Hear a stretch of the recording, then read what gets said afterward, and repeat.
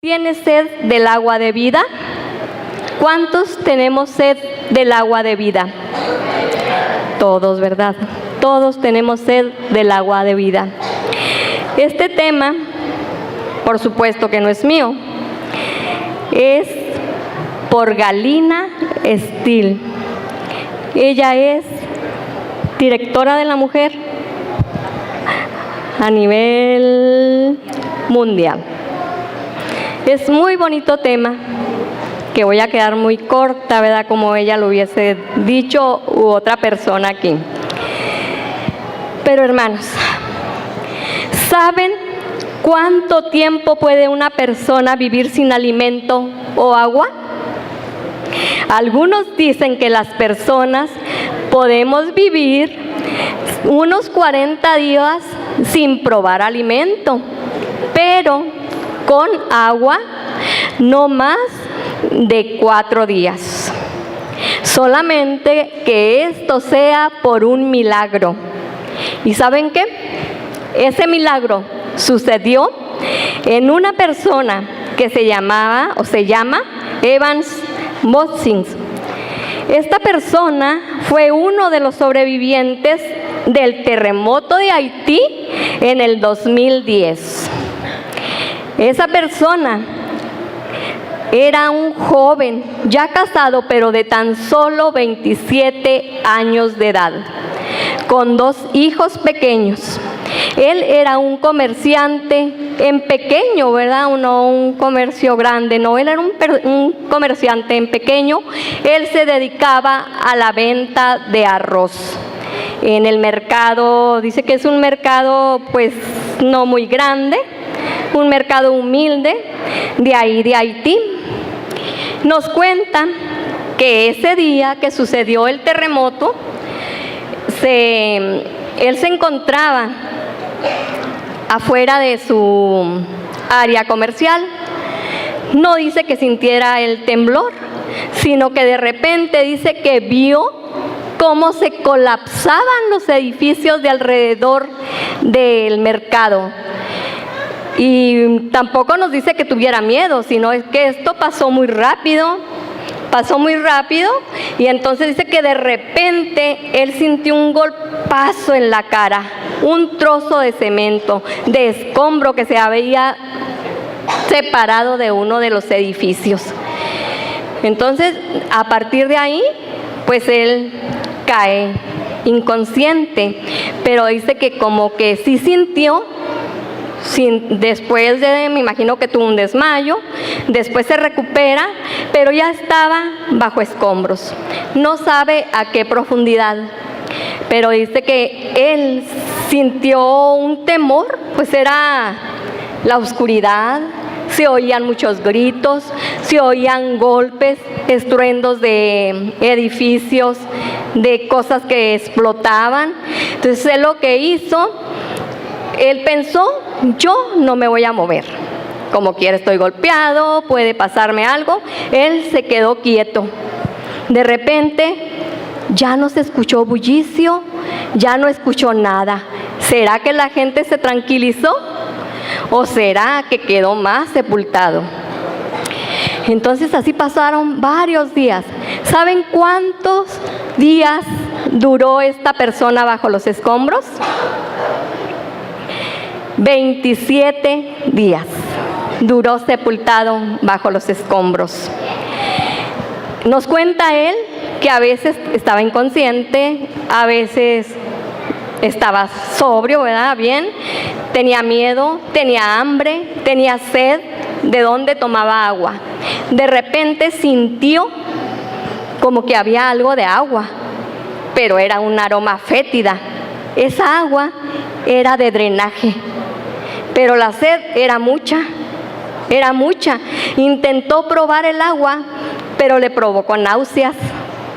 Volvía a caer en inconsciencia, quién sabe por cuánto tiempo, hasta que decidió que con su dedo meñique humedecerlo y frotarse los labios. Dice que era horrible, que trató de tragarlo, pero el sabor era horrible.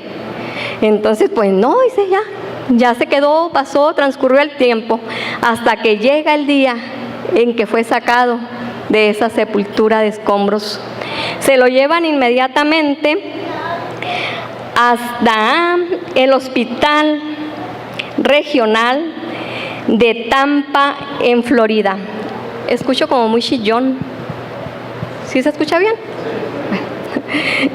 Entonces en mi voz. En Tampa, en Florida, fue llevado este joven. Y ya se imaginan los periodistas, la gente a querer saber todo, cómo, cuándo, cuánto duraste ahí, qué sentiste, todo.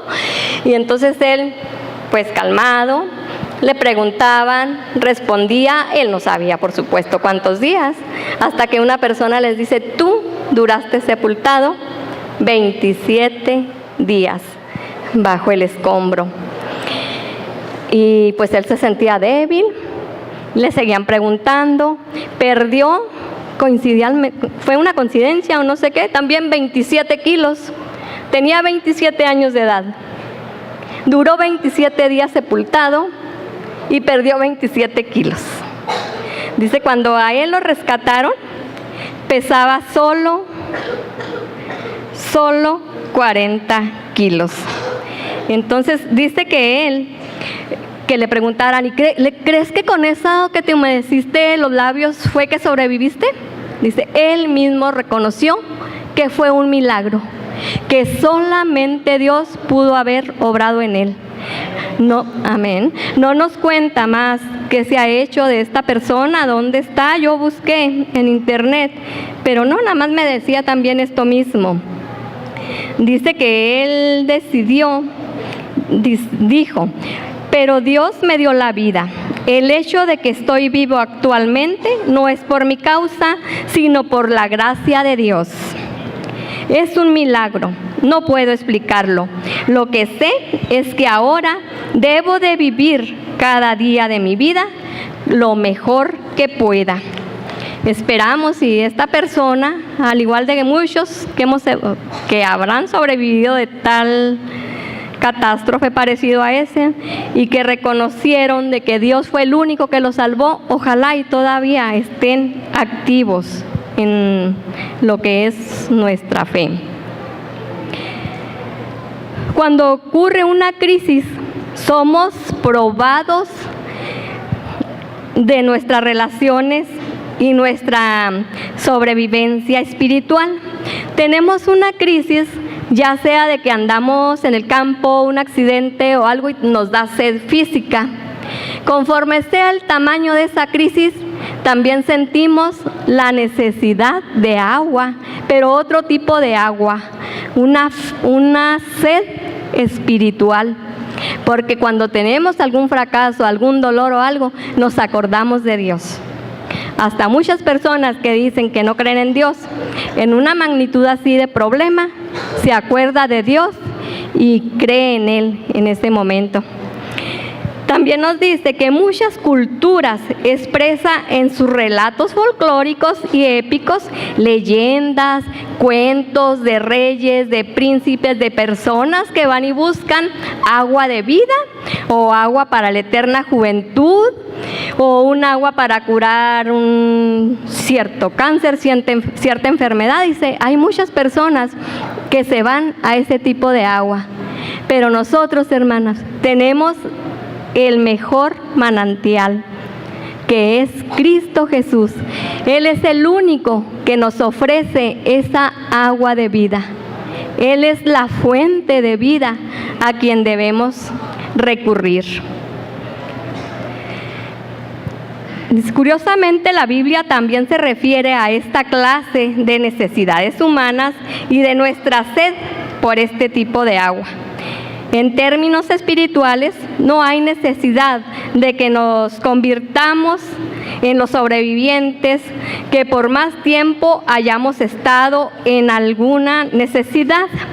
Dios no quiere, hermanos, que nosotros suframos esa necesidad, ni tampoco que nos saciemos con aguas negras, con aguas de drenaje. Él quiere que saciemos nuestra sed con agua espiritual, con agua de la única fuente que nos da, que nos provee Cristo Jesús. Y ahora voy a leerles en Juan 7:39 este versículo. En el último y gran día de la fiesta, Jesús se puso en pie y alzó la voz diciendo: si alguno tiene sed, venga a mí y beba. El que crea en mí, como dice la Escritura, de su interior correrán ríos de agua de vida. Esto dijo el Espíritu que habrá de recibir a los creyentes en él. ¿Saben o se acuerdan dónde fue donde Jesús pronunció estas palabras? Hermanos, quiero decirles que estas palabras que el Señor Jesús pronunció fue en la fiesta de las cabañas o de los tabernáculos. Eso fueron unas fiestas muy importantes. No va a haber diapositivas, no va a haber ningún tipo de presentación. Quiero que nos concentremos todos, como si estuviésemos leyendo o como si estuviésemos viviendo en ese tiempo. ¿Cómo fue ese tiempo de las cabañas? Por supuesto que yo no la viví, pero la hermana Elena de White nos la narra en el libro Deseado de todas las gentes, desde la página 411 a la 415. Ahí nos habla de la fiesta de las cabañas o de los tabernáculos. Cuando Jesús pronunció estas palabras, ocurrió en el templo de Jerusalén durante la fiesta del tabernáculo. La fiesta de los tabernáculos era una de las más bellas y más hermosas de todas las festividades de la nación judía. Dicen, hermanos, era cada año, pero esa fiesta duraba 7 días y no nada más iban los habitantes de Jerusalén, los más cercanos a los miembros religiosos de la iglesia, por decir, del tabernáculo. No, asistían, es como si fuera una fiesta internacional.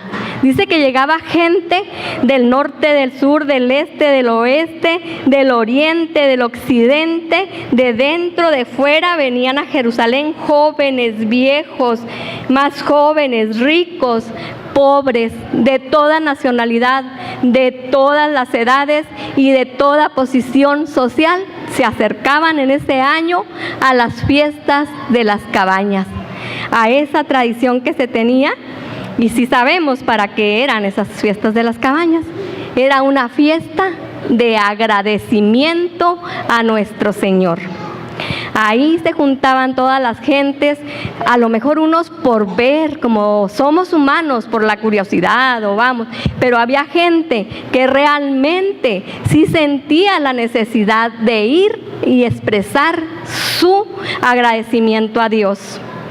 En ese tiempo se prestaba porque era cuando era la cosecha, me acuerdo ahorita que en la lección, ¿verdad? Muy contentos porque es la cosecha, pero esa euforia que sentían, iban y la demostraban ante nuestro Dios. Ante Jehová demostraban toda su euforia. Pero hermanos, ya ven que les digo que nos imaginemos. Dicen que el templo se vestía de gala, de pompa, que a los lados, de un lado y de otro lado del templo, había unas gradas de mármol blanco que lo adornaban, lo limpiaban, estaban relucientes esas gradas. Y aparte, la gente que pues no iba a caber en el pueblito nada más, o en la ciudad de Jerusalén, de Jerusalén, dice que estaban por las azoteas, por las plazas, en el atrio del templo, conforme iban llegando, y no iban peleando, era como que el estacionamiento y que yo llegué primero, no, iban llegando y iban haciendo su cabaña o su tienda de campaña, dice, de ramas, de sauce, de palma. Y bueno, hay otra planta que hacían sus cabañas para quedarse esos 7 días, para estar al pendiente del agradecimiento por donde quiera, por las montañas, por los valles, por las llanuras, por donde quiera se extendía eso, que era cada año. Dice, en primer lugar, era para agradecer por las cosechas, ¿verdad? Por las cosechas que en ese tiempo ellos habían adquirido, ellos habían logrado obtener por su arduo trabajo.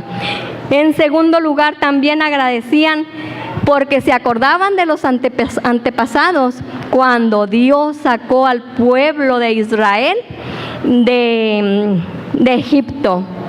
Agradecían por eso, aunque renegaban sus antepasados, nuestros antepasados, porque querían carne, que mejor hubiesen estado en Egipto, etcétera, etcétera. Ya como somos quejumbrosos los humanos. Entonces Dios dice, porque Dios, a pesar de todo, Dios cuidó de sus ropas, cuidó de su calzado por 40 años, hermanos. Su ropa, su calzado no se gastó, no sufrió una rotura alguna. Todo fue gracias a Dios. A pesar de ser tan necios, ¿verdad?, de que duraron en el desierto por necedad, Dios los siguió cuidando. Entonces por eso también agradecía, porque dice, tú nos diste de comer un pan que ni siquiera sabemos cómo se llama, ¿verdad? Por eso es el maná. Él los sació de pan. Quisieron carne, les dio codornices hasta que se enfermaron.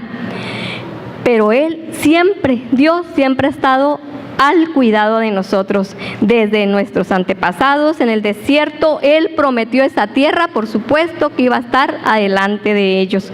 Entonces, las fiestas de las cabañas también era la característica, era una reunión universal. Ya lo había dicho, ¿verdad?, porque iban de todas las partes, agradecían de eso. Y las fiestas de tabernáculos o cabañas era también un símbolo del carácter temporal de su vida. En esta tierra, los días y noches pasados en las cabañas durante esta hermosa festividad debían recordarlas acerca de su vida en el desierto. Y todavía, en forma más importante, les recordaba que seguirían aquí.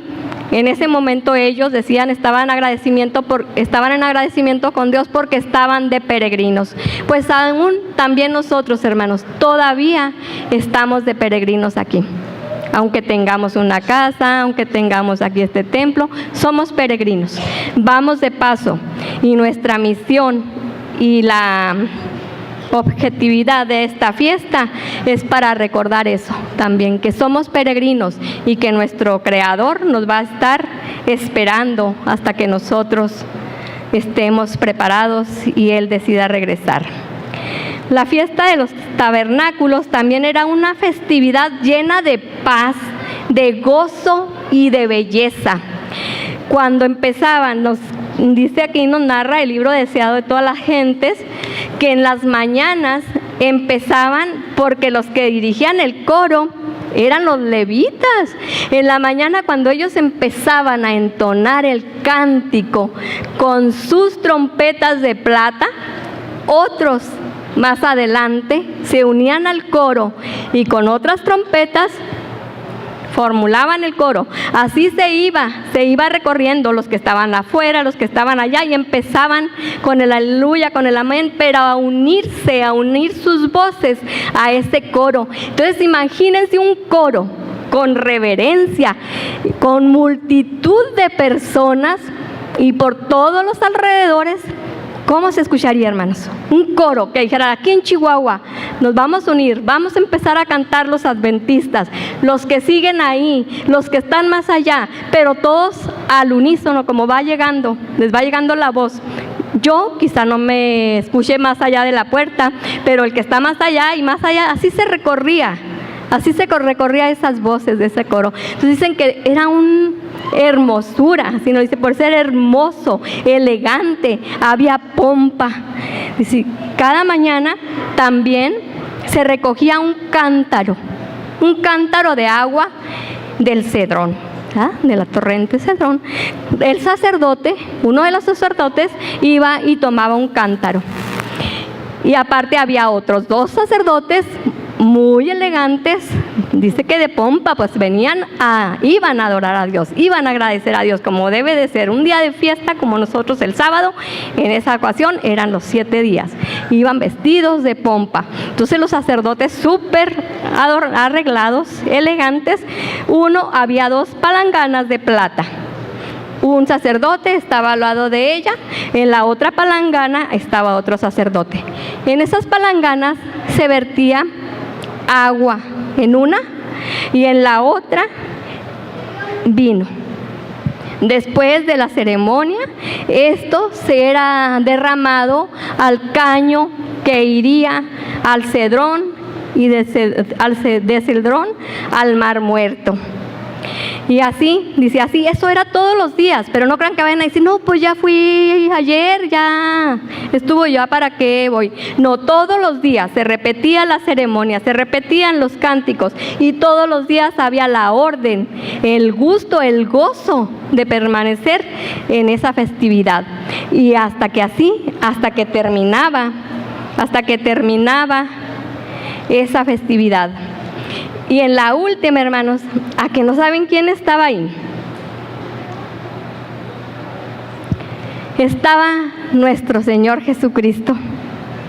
Nuestro Señor Jesucristo estaba ahí, en presencia, también dando gracias a Dios por todos los beneficios que había recibido y para testimonio de todos los que estaban ahí. Dicen que Jesús conocía las necesidades del alma.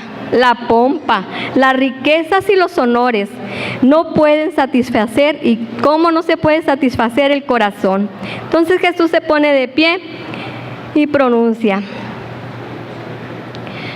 Dice, pero Jesús fue todavía más allá de estos símbolos. Prometió que el agua de vida no solamente habría de calmar la sed de aquellos que beberían en la roca, sino que también iba a llenar de tal manera a las personas que se convirtieran en ella misma en corrientes de agua viva. Nosotros podemos ser, hermanos, corrientes de agua viva. También ahorita nuestro pastor aquí nos lo dijo en la clase, pues dando testimonio, dando un ejemplo, hablándole a otras, trayéndolos. Entonces somos una corriente, o podemos, con una corriente de agua viva, un puente, o podemos ser un obstáculo. Pero nos debe de quedar claro que somos corrientes de agua viva y que vamos a formar puentes para que muchas personas puedan llegar. Y dice que acerca de nosotros, ¿cuán relevante es esta historia para nosotros? Quienes vivimos en los siglos XXI, tiene algo que ver con nosotros hoy y la festividad de las cabañas de aquellos tiempos bíblicos? ¿Pueden contestarme? ¿Sí tiene algo con nosotros? Amén. Tiene mucho que ver con nosotros, porque los tiempos bíblicos no son nada más para esa época en que nos narra la Biblia. Los tiempos bíblicos y sus enseñanzas son para siempre, hermanos. Sin duda alguna, la invitación de Jesús en esa celebración es todavía relevante. A través de esta fiesta nos habla también a nosotros. Los símbolos de las fiestas de las cabañas o los tabernáculos deben convertirse en una realidad en la vida de aquellos que van a asistir a la fiesta futura sobre el mar de vidrio y que beberán de la roca. Aquellos que beben del agua de vida manifestarán en su vida los principios de esta gran festividad. Entonces, si estamos preparados, si vamos a ir con nuestro Señor Jesucristo, cuando Él regresa a encontrarnos en las nubes de los cielos, nos lleve a vivir en el milenio, allá estaremos festejando esas fiestas sobre no el torrente de Cedrón, no con unas palanganas de plata, sino sobre el mismo río de cristal, o el mar de cristal.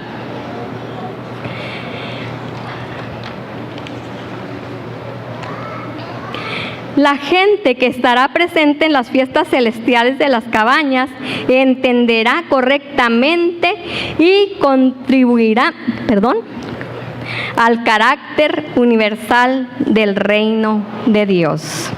Porque también sabemos nosotros que al estar en constante comunicación con Dios, que convivamos con Él, nuestro carácter va a ser muy diferente al de muchos que son de fuera.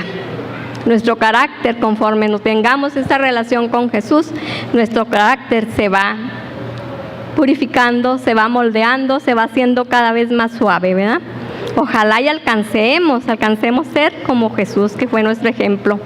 No somos así como Él, pero tratemos de seguir, tratemos de caminar por donde Él anduvo. Nos dice aquí una historia.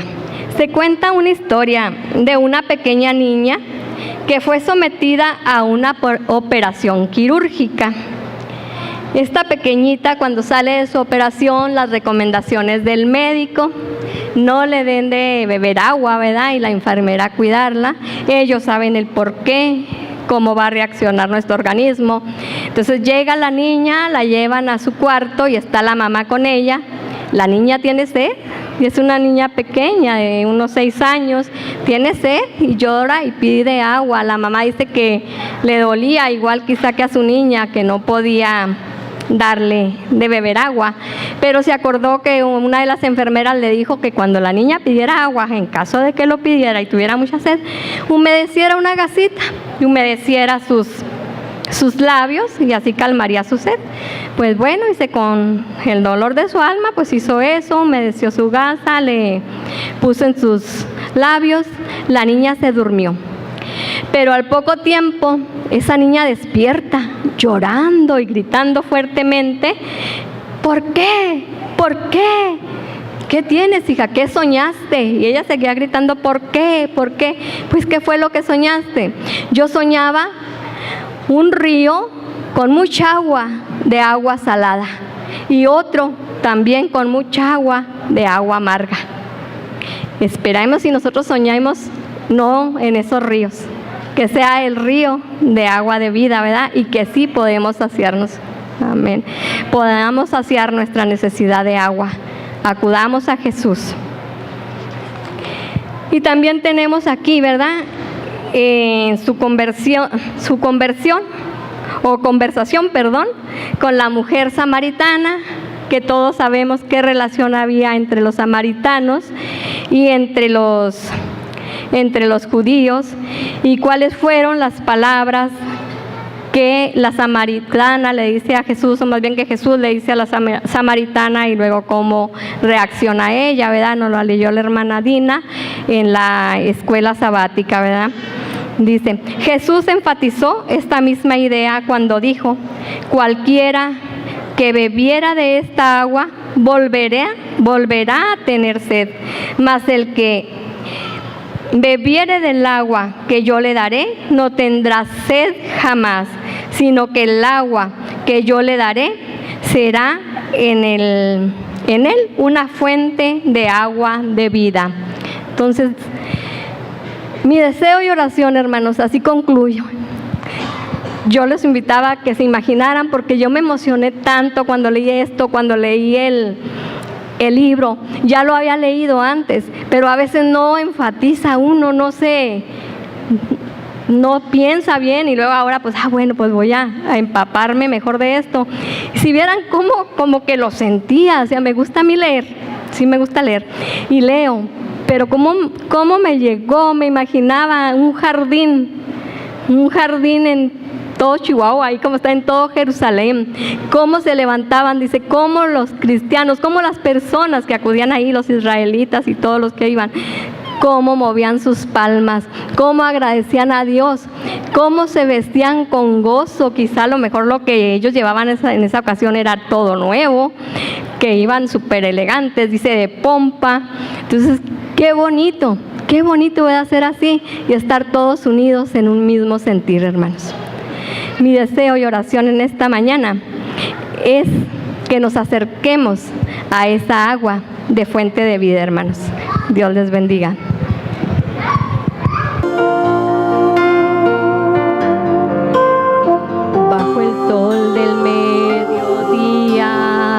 caminaba, una mujer que solo quería tener paz. Su cántaro vacío y también su corazón solo quería tener una razón para vivir.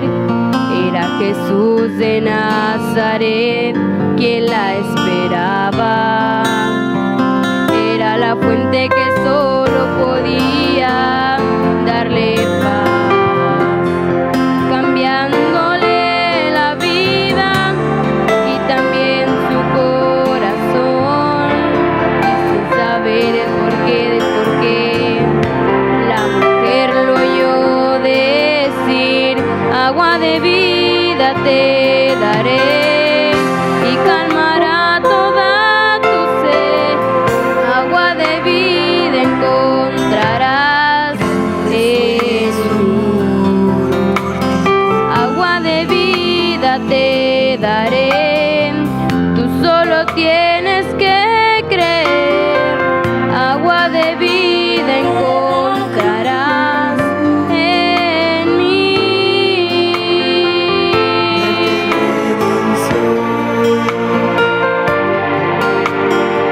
Lo demostró en la cruz. Era el Mesías que le hablaba, salió corriendo a contar a otros de Jesús, que conocía su vida y también su corazón, y mucha gente creyó. Y hoy nos vuelve a decir: agua de vida te daré y calmará toda tu sed. Agua de vida encontrarás en mí.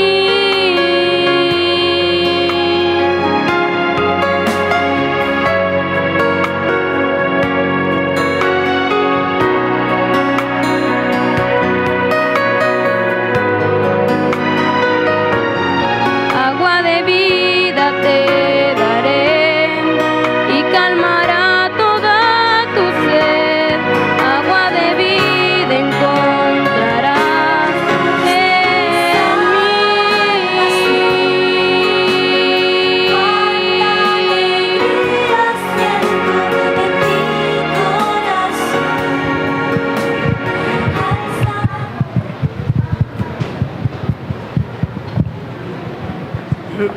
alegría siento en mi corazón. Hermanos, puestos de pie, vamos a hacer una oración final, por favor.